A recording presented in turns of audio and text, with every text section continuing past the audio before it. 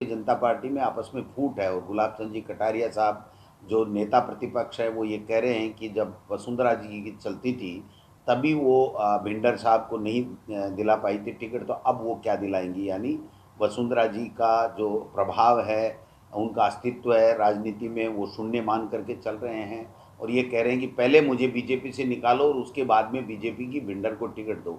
तो जो हालात भारतीय जनता पार्टी के हैं और जिस प्रकार से बयानवीर भारतीय जनता पार्टी के लोग हुए हैं, उससे भारतीय जनता पार्टी के कार्यकर्ता भी निराश हैं। और राजस्थान में 2.5 साल में एक भी ऐसा मूवमेंट या वो नहीं कर पाए जो सरकार के खिलाफ किसी योजना को लेकर के, किसी बात को लेकर के किया हो। केवल और केवल मात्र एक दूसरे को नीचा दिखाने का काम आपस में कर रहे हैं। इसके अलावा उनकी कोई स्ट्रेटजी नहीं है। देश के प्रधानमंत्री मोदी जी अमेरिका जा कर के या विदेश में जा कर के वापस आ कर के एक तरीके से जो देश के मुद्दे हैं जनता के, उनका ध्यान भटकाने के लिए सेंट्रल विस्टा को देखने को रात को 10 बजे जाते हैं। मेरे बात समझ में नहीं आई कि देश का प्रधानमंत्री कोई इंजीनियर है क्या जो वहाँ जा कर के क्वालिटी चेक करेगा। क्वालिटी चेक करने वाले लोग हैं, सैकड़ों इंजीनियर वहाँ पर तैनात हैं। केवल और केवल देश के प्रधानमंत्री को जो जनता के मुद्दे हैं, किसान की जो परेशानी है, महंगाई जो बढ़ रही है, उन मुद्दों के देश की जनता का ध्यान हटाने के लिए रात को टोपी लगा करके वो वहाँ पर सेंट्रल विस्टा देखने जा रहे हैं। तो इससे आप समझ सकते हैं कि उनकी प्रायोरिटी क्या है।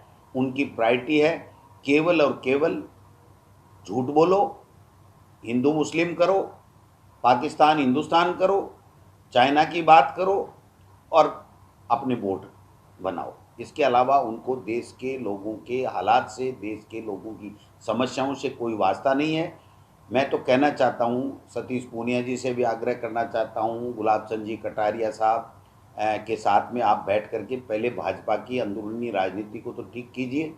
किसको टिकट मिलेगी, किसको नहीं मिलेगी, नेता प्रतिपक्ष का बयान का एक मतलब होना चाहिए कि नेता प्रतिपक्ष ये कह रहा है कि वसुंधरा जी की अब नहीं चलेगी, तो इससे हम क्या समझें। इसका मतलब हम तो ये समझते हैं कि इनको प्रतिपक्ष की भूमिका नहीं निभानी है। इनको तो केवल मात्र आपसी एक दूसरे को पटकनी दे करके और कौन आगे मुख्यमंत्री बने, कौन मुख्यमंत्री बने, इससे वास्ता है। जनता के मुद्दों से इनका कोई वास्ता नहीं है। मुख्यमंत्री तो तब बनेंगे जब 101 सीटें आएंगी। कांग्रेस पार्टी ने शानदार काम किया है, काम अच्छा कर रही है। अशोक गहलोत जी के नेतृत्व में जिस प्रकार से प्रशासन गाँव के संग, शहरों के संग अभियान चलेंगे, चिरंजीव मुख्यमंत्री चिरंजीव योजना लॉन्च हुई है, कोरोना में काम हुआ, उससे आम जनता में ये माहौल